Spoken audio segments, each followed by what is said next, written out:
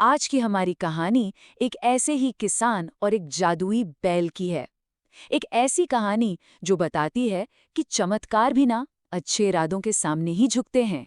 सोचिए, एक इंसान है जिसका दिल पूरी तरह टूट चुका है। वो अपनी सूखी फटी हुई जमीन पर बैठा है और बस आसमान को देखे जा रहा है, बस एक उम्मीद की किरण के लिए। यही हाल था हमारे किसान रामू का। और उसकी आवाज में बस एक ही सवाल था, भगवान, अब क्या होगा? तो चलिए मिलते हैं इस कहानी के हीरो से, रामू से। देखिए, रामू कोई बहुत बड़े सपने देखने वाला इंसान नहीं था।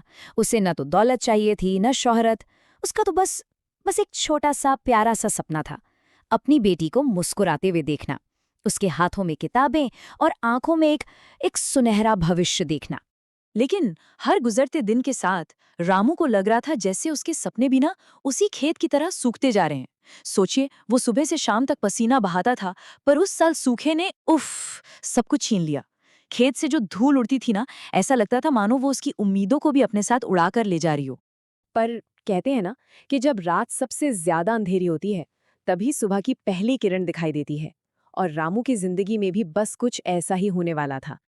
अचानक हवा में एक अजीब सी सरसराहट हुई, और फिर खेत के ठीक बीचों बीच नीले और सुनहरे रंग की एक रोशनी किसी बवंडर की तरह घूमने लगी।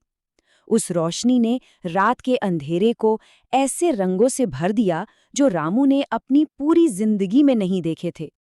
और उसी रोशनी के बीच से एक ऐसा जीव बाहर आया, मानो सीधे किसी कहानी की किताब से निकल आया हो। बर्फ जैसा सफेद बैल, जिसके सींग चमकते सोने के थे, और आंखें आंखें ऐसी जैसे उनमें दिए जल रहे हों। ये था नंदू, खेतों का रखवाला और सच्चे दिल वाले किसानों का साथी।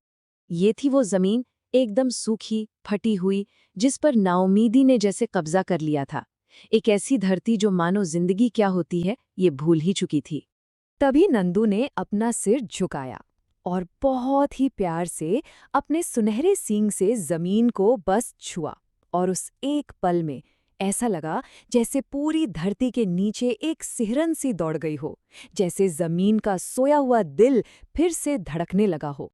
और फिर रामू ने अपने आंखों के सामने एक चमत्कार होते देखा। वो सूखी बेजान मिट्टी एक ही पल में नरम और उपजाऊ हो गई, मानो उसने नंदू का जादू पी लिया हो। अब जमीन उम्मीद के बीज बोने के लिए बिल्कुल तैयार थी। लेकिन कहते हैं ना, जहां भी कोई अच्छी चीज या चमत्कार होता है, वहां लालची नजरें भी पहुंच ही जाती हैं। और इस गांव में भी एक ऐसा ही आदमी था, जिसका लालच उतना ही बड़ा था जितनी रामू की नेकी।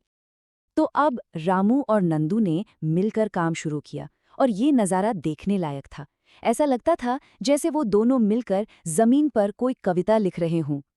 जहां रामू के हाथ बीज बोते, वहां नंदू के कदम पड़ते ही फसल दो गुनी तेजी से उगने लगती।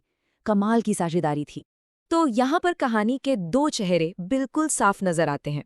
एक तरफ है रामू, जिसके दिल में मेहनत और शुक्रगुजारी है, और दूसरी तरफ गांव का सेठ, जिसके दिल में सिर्फ और सिर्फ लालच और अमीर बनने का सपना है।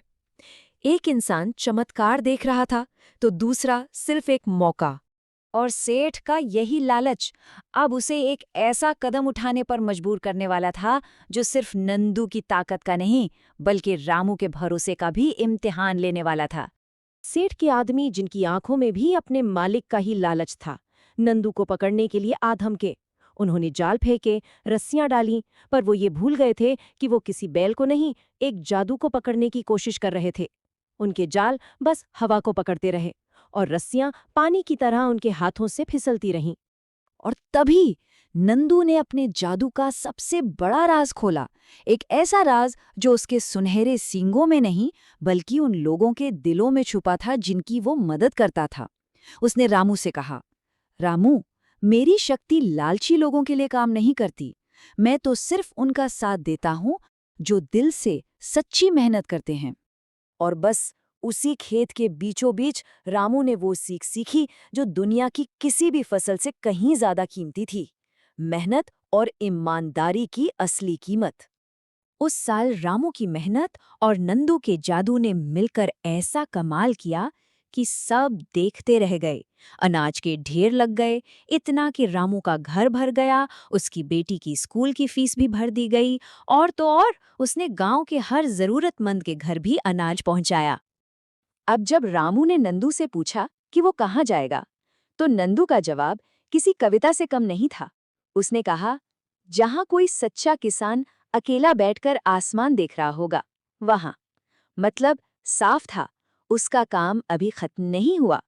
कहीं दूर कोई और सच्चा दिल, कोई और रामू मदद का इंतजार कर रहा है। तो आखिर इस पूरी कहानी से हमें क्या सीखने को मिलता है? यही कि असली जादू नंदू के सुनहरे सींगों में नहीं, बल्कि हमारे अपने हाथों में है, हमारी सच्ची मेहनत में है, हमारी नेकी में है, और उस भरोसे में है जो हमें तब भी हिम्मत देता है जब लगता है कि सब कुछ खत्म हो गया। चलिए मान लेते हैं कि नंदू सिर्फ एक कहानी है, पर जरा एक बात सोचिए, क्या हो अगर वो जादू, वो शक्ति हम सबके अंदर ही मौजूद हो? क्या हो अगर असली चमत्कार हमारी अपनी मेहनत और नेकी की ताकत को पहचान लेना ही हो? इस बारे में सोचना तो बनता है।